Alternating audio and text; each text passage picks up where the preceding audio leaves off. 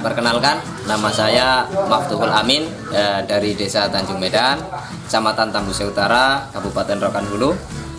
Saya berbudidaya lele mulai tahun 2012.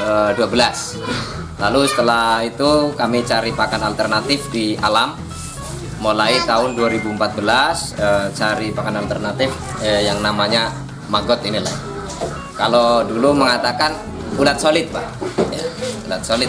Jadi setelah kami pelajari selama bertahun-tahun observasi kami, untuk ternak kami ada lele, ayam, bebek, itu semuanya positif, maksudnya bagus semua. Karena setelah berlanjut beberapa tahun, kami mencoba memberi makan full maggot. Jadi kalau full maggot itu FCR-nya 3 kilo maggot baru bisa mendapatkan 1 kilo ikan. Itu maggot fresh. Jadi kalau kita tambah dengan pelet itu pemajuannya lebih cepat. Jadi peletnya 30%, nanti maggotnya 70%.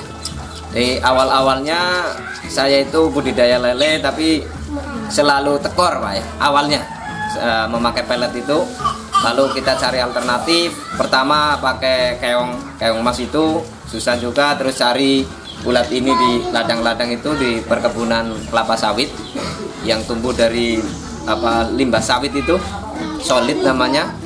Nah, itu kok saya rasa itu semakin banyak dikasih itu semakin ada keuntungannya. Maka dari situlah saya mencoba untuk membudidayakan. Bagaimana caranya untuk membudidayakan maggot ini? Saya satu persatu mulai dari telur, saya ambil juga dari alam, pemancingan telur dari alam. Terus saya buat kandang. Setelah di tahun 2017 itu mulai muncul di media yang namanya maggot ini. Pertama kali saya kenal di YouTube itu kupang itu, dari China. Itu pertama kali saya kenal. Lalu setelah itu ada orang yang buat pelatihan, saya coba mengikuti. Nah, sampai saat sekarang inilah alhamdulillah sudah bisa produksi lebih dari 50 kilo per hari. Peralatan-peralatan yang harus dibutuhkan, yang pertama kita kalau mengambil dari alam, siapkan pancingan khususnya yang berbau asam, bau kecut bahasa Jawanya gitulah ya. Nah, jadi kalau memang ada media yang berbau asam, maka berdatanganlah lalat-lalat BSF itu atau Black Soldier Flea itu apanya. Setelah dia berdatangan, karena setiap lalat yang datang ke media pancingan itu pasti betina, nggak mungkin jantan. Karena yang namanya lalat BSF itu setelah perkawinan dia yang jantan mati, terus lalu yang betina 2 hari kemudian dia mencari tempat atau media untuk bertelur di atasnya. Jadi yang perlu pertama disiapkan adalah media pancingan untuk mendapatkan hasil telur. Itu yang pertama. Selanjutnya setelah telur itu ada di situ, maksimalnya 2 hari telur itu harus diambil. Setelah telur diambil, kita tetaskan di media yang lain. Usahakan di media yang lembut ya, jadi tidak kasar pertama.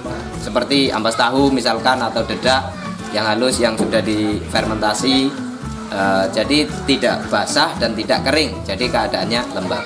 Selanjutnya setelah umur 1 minggu atau 5 dol dari penetesan, baru bisa dipindah ke biopon pembesaran atau pembesaran larva maggot. Kalau untuk pembuatan biopon ini, kalau memakai triplek seperti ini itu sekitar 1 biopon itu kan membutuhkan 1 triplek. Tripleknya harganya 175. 1 biopon, belum paku, belum juga brotinya ini. Kurang lebih sekitar kalau 1 rak ini menghabiskan 600-an. Kalau untuk normalnya dari 1 gram telur BSF itu menghasilkan 2 kilo sampai 2,5 kilo. Tergantung media yang kita pakai. Kalau medianya bagus, terus ngasih makannya itu normal, maksudnya sesuai dengan kebutuhannya maggot, maka dalam 1 biopon ini 80 kali 2 meter bisa menghasilkan 20 kilo sampai 25 kilo. Pengalaman abang yang paling efektif itu apa medianya? yang paling efektif dan cepat besar itu limbah restoran atau limbah rumah makan. Itu yang paling bagus. Jadi dari 5 dol taruh di media pembesaran, itu nanti umur 10 hari itu udah bisa panen, udah besar-besar. Udah bisa per kilo isinya 5.500 maggot sampai 6.000. Itu kalau limbah restoran. Kalau keuntungan dari itu kan kalau pakai pakan pelet dulu awal-awalnya itu belum ngitung airnya kan, karena di sini air beli. Kalau air nggak beli itu hitung-hitungannya kalau pakai pelet bisa keuntungan paling kenceng paling tinggi Rp3.000 kalau pakai pelet pabrikan, iya, per kilo lele. Jadi kalau pakai maggot ini bisa mencapai 6.000 7.000, itu maksimalnya 7.000 lah untuk hasil dari per kilo ikan lele. Kalau kita hitung standarnya itu 1 meter kubik itu 10 kilo itu standar. Maksudnya dengan tebaran telur 2,5 gram itu menghasilkan 10 kilo. Jadi kalau kita dalam satu biopon ini 80 kali 2 meter itu kami tebar 10 gram itu biasanya menghasilkan 20 sampai 25 kilo. Lumayan menghemat tempat karena dibikin agak panjang. Gimana solusi abang mengatasi bau yang ditimbulkan dari budidaya maggot ini? Yang pertama, budidaya maggot ini agar tidak bau itu yang pertama media.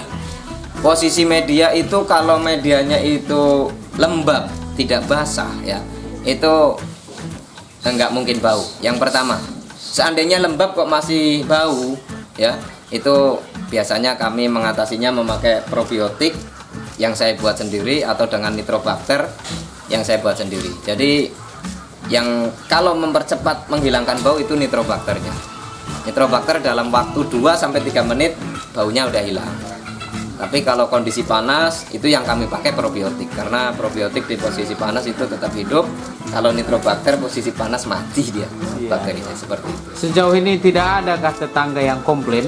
Alhamdulillah udah selama 2014 sampai sekarang ini sekitar 6 tahun nggak ada yang komplain. Nah, ini kandang yang baru lah, kandang yang lama kan di belakang sana.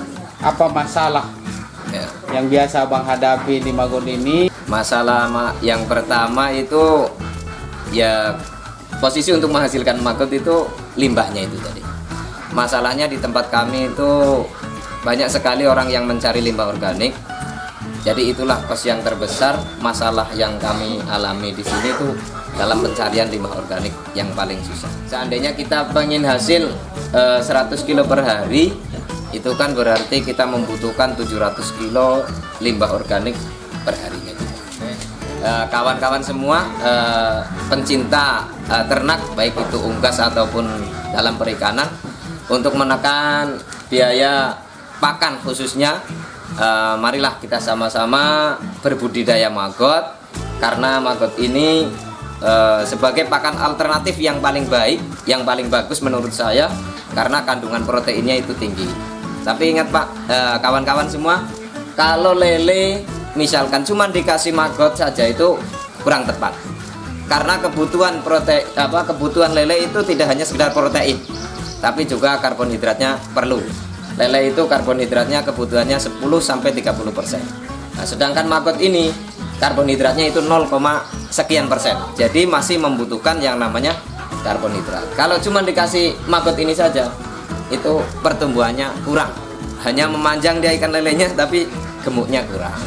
Ya, makanya saran saya, walaupun ada pakan alternatif, tetap menggunakan pelet pabrikan. Walaupun itu pelet yang harganya murah seperti itu.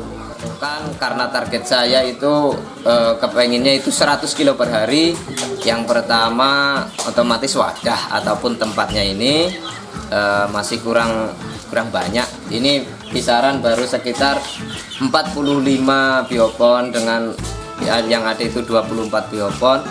Makanya itu untuk mentargetkan 100 kilo per hari masih kurang. Jadi yang saya sangat butuhkan itu memang wadah atau tempat untuk membesarkan larva-larva ini. Itulah. Kalau biasanya saya jual prepupa, yang pertama prepupa ya. Saya jual prepupa itu mulai harga 70.000 sampai 100.000. Kalau pupanya itu harga 120 sampai 150.000 itu pupa. Tapi untuk maggot muda ini yang konsumsi ke ikan itu 7.000 sampai 10.000. Tergantung konsumen yang mau beli berapa banyak itu. Kalau masih di bawah 10 kilo dengan harga 10.000. Antar tempat atau ambil tempat, Bang? Ambil di tempat seperti itu. Kalau telur itu di bawah 20 gram itu 10.000 per gram telur BSF-nya itu. Kalau di atas 20 gram itu dengan harga 9.000 sampai 40 gram, nanti 40 gram 8.000 sampai 60 gram 60 gram sampai 100 gram itu bisa harga 7.000. 100 gram lebih bisa harga 6.000 untuk telurnya. Oke, terima kasih ya, Bang. Oke. Pemanfaatan maggot sebagai pakan alternatif dapat membantu mengurangi biaya pakan pada budidaya ikan. Budidaya maggot Peluang besar untuk yang besar.